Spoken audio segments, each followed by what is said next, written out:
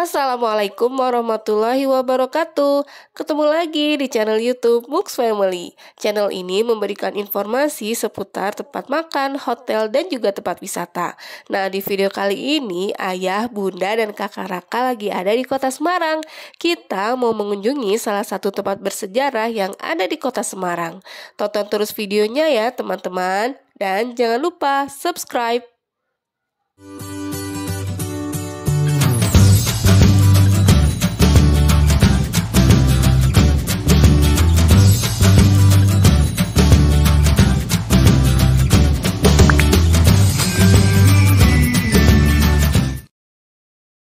Halo teman-teman semua, apa kabar? Saat ini kita lagi ada di Lawang Sewu. Teman-teman pasti udah pada tahu dong tentang Lawang Sewu. Baru masuk kawasan Lawang Sewu aja, ini tuh udah langsung terlihat begitu megah bangunannya. Lawang Sewu berlokasi di Jalan Pemuda, Sekayu, Kecamatan Semarang Tengah, Kota Semarang. Lawang Sewu buka setiap hari. Untuk jam bukanya dari hari Senin sampai Jumat dari jam 8 pagi sampai jam 5 sore. Sedangkan weekend dan hari libur buka dari jam 8 pagi sampai jam 8 malam. Sebelum masuk ke Lawang Sewu, kita harus membeli tiketnya terlebih dahulu. Nah, untuk harga tiketnya, anak-anak usia 3-12 tahun dan pelajar adalah Rp10.000, mahasiswa dan dewasa Rp20.000, dan wisatawan mancanegara adalah Rp30.000. Jalan-jalan di Lawang Sewu kali ini kita akan ditemani oleh Pak Abdul. Beliau adalah pemandu wisata di Lawang Sewu. Jasa pemandu wisata di Lawang Sewu adalah Rp100.000. Pak Abdul dan teman-teman selalu siap mengantarkan para wisatawan berkeliling di Lawang Sewu sambil menjelaskan sejarah dari Lawang Sewu secara detail. Lawang Sewu adalah gedung bersejarah milik PT Kereta Api Indonesia Persero yang awalnya digunakan sebagai kantor pusat perusahaan kereta api swasta asal Nederland. Lawang Sewu dibangun secara bertahap di atas lahan seluas 18.232 meter persegi. Bangunan utama mulai dibangun pada 27 Februari tahun 1904 dan selesai pada bulan Juli tahun 1907. Sedangkan bangunan tambahan dibangun sekitar tahun 1916 dan selesai pada tahun 1918. Pembangunan diawali dengan penggalian tanah sedalam 4 meter, kemudian menggantinya dengan lapisan vulkanis yang membuat bangunan ini jadi anti gempa. Setelah memperkenalkan diri dan menjelaskan sejarah awal Lawang Sewu dibangun, Pak Abdul akan mengajak kita masuk ke dalam bangunan utama dari Lawang Sewu. Sampai-sampai beliau menjelaskan secara detail setiap sudut bangunan dari Lawang Sewu. Kata Pak Abdul, di setiap bangunan di Lawang Sewu ini ada filosofinya, salah satunya pada pintu ini. Beliau mengatakan rata-rata pintu di sini bentuk pintunya membukanya ke arah luar atau ke depan, karena zaman dulu masih keterbatasan orang-orang dalam memiliki telepon. Jadi filosofinya orang-orang dulu setiap buka mata dan buka pintu selalu melihat ke arah masa depan. Bangunan Lawang Sewu dirancang oleh arsitek dari Amsterdam dengan ciri dominan yaitu berupa elemen lengkung dan sederhana. Bangunan ini didesain menyerupai huruf L serta memiliki jumlah jendela dan pintu yang banyak sebagai sistem sirkulasi udara dan suara. Karena jumlah pintunya yang banyak, maka masyarakat menamai bangunan ini dengan nama Lawang Sewu yang artinya 1000 pintu. Di sini Pak Abdul sedang menunjukkan kepada kita bahwa suara yang ada di satu ruangan maka akan terdengar di ruangan lainnya.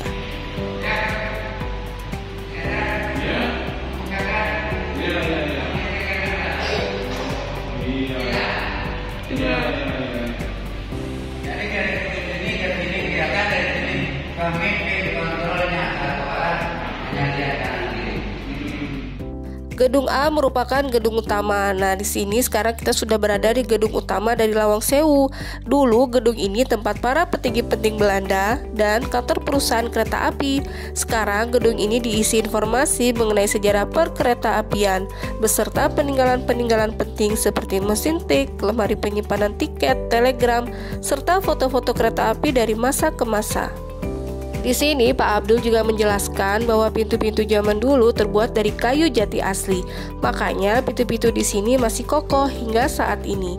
Uniknya lagi, pintu zaman dulu bagian engselnya menusuk pada bagian kayu pintu. Sedangkan pintu di zaman sekarang untuk bagian engselnya menempel pada bagian kayu pintu. Sekarang kita sudah berada di salah satu ruangan yang menjadi tempat favorit untuk berfoto bagi para wisatawan. Selain desain bangunan yang unik, Lawang Sewu memiliki ornamen kaca patri. Kaca patri tersebut bercerita tentang kemakmuran dan keindahan Jawa, kekuasaan Belanda atas Semarang dan Batavia, kota maritim, serta kejayaan kereta api. Pak Abdul juga mengajak kita ke pojok salah satu ruangan. Ternyata di sana ada tempat bekas loket.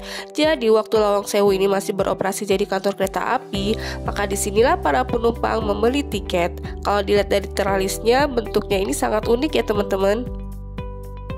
Saat ini kita masih berada di bagian gedung utama dari Lawang Sewu.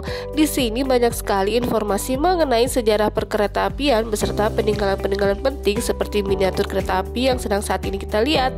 Lalu juga ada lemari karcis. Sampai-sampai nih ya, seragam dan atribut yang biasa digunakan para petugas kereta api pun juga ada. Di halaman utama Gedung Lawang Sewu terdapat sebuah sumur tua yang katanya dulu sudah lama tidak dibuka untuk umum. Dulu alasan sumur ini ditutup karena adanya suara teriakan yang sering kali muncul saat malam hari. Nah, waktu kita ke Lawang Sewu ternyata pintu sumur ini sedang dibuka. Sebenarnya nggak ada hal aneh sih waktu kita melewati sumur tua ini, tapi pas Bunda lagi edit video, Bunda seperti mendengar orang yang lagi bernyanyi. Padahal saat itu di sekeliling kita tidak ada orang lain, dan pada waktu itu live musik pun belum dimulai. Coba teman-teman dengerin deh, menurut teman-teman ini suara apa ya?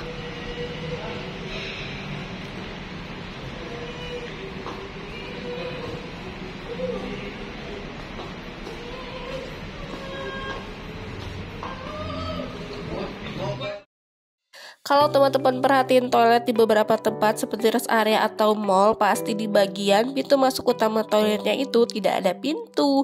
Ternyata model toilet seperti ini udah ada dari sejak dulu.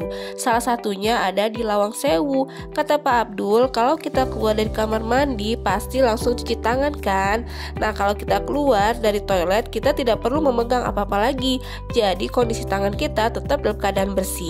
Maka dari itu di bagian depan pintu utama toilet tidak dipasang pintu. Sekarang Pak Abdul mengajak kita ke area halaman Lawang Sewu. Nah, kalau dilihat dari jumlah aslinya, ternyata bangunan Lawang Sewu ini memiliki 929 pintu. Dari sini kita bisa melihat secara keseluruhan bangunan yang ada pada Lawang Sewu. Di area halaman Lawang Sewu terdapat beberapa stand yang menjual makanan serta penyewaan skuter dan juga sepeda listrik. Dan di sini juga disediakan live musik pada jam-jam tertentu. Gedung berikutnya yang akan kita kunjungi adalah gedung kedua dari Lawang Sewu. Nah, ini adalah gedung B. Gedung ini dibangun pada tahun 1916 dan selesai pada tahun 1918. Gedung ini dulu juga sempat mengalami renovasi. Di sini banyak sekali yang menawarkan dan menyediakan jasa foto dan sewa pakaian, mulai dari pakaian adat Jawa, Jepang, sampai pakaian Belanda.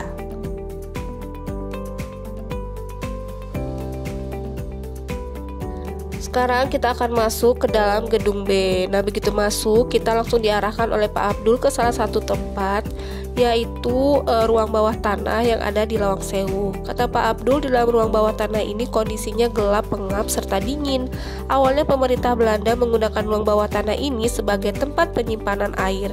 Namun, ruang bawah tanah ini akhirnya beralih fungsi menjadi penjara tempat penyiksaan tahanan oleh tentara Jepang. Sekarang, ruang bawah tanah ini sudah ditutup untuk umum.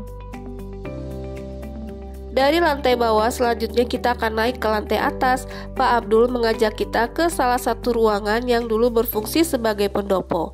Pak Abdul juga menjelaskan bentuk jendela yang ada di sini. Bentuk jendelanya itu berbeda dengan bentuk jendela yang ada saat ini. Beliau mengatakan bentuk jendela seperti ini menyulitkan para penjahat untuk masuk ke dalam ruangan, serta tidak menghalangi kursi-kursi yang ada di dalam ruangan, dan secara otomatis tidak mengenai kepala. Udara yang masuk ke dalam ruangan juga jauh lebih banyak. Nah, di dalam bangunan ini ruangannya tidak ada sekat ya teman-teman. Jadi ruangannya terlihat sangat luas. Dari gedung B sekarang kita pindah ke gedung C. Nah, untuk bangunan gedung C ini memang tidak sebesar dengan gedung A maupun gedung B. Nah, di dalam gedung ini kita bisa mengetahui rangkaian peristiwa bersejarah dalam perkeretaapian Indonesia, termasuk proses pemugaran Lawang Sewu, baik dalam bentuk foto ataupun video dokumentasi maupun bahan material pemugaran. Nah, di ruangan ini juga dipajang koleksi persinyalan Alkmaar dan mesin cetak tiket Edmondson. Sedangkan gedung D lokasinya ada di belakang gedung C yang saat ini digunakan sebagai gudang dan juga tempat istirahat. Tapi mohon maaf sebelumnya teman-teman karena Bunda nggak sempat nge-record gedung D-nya.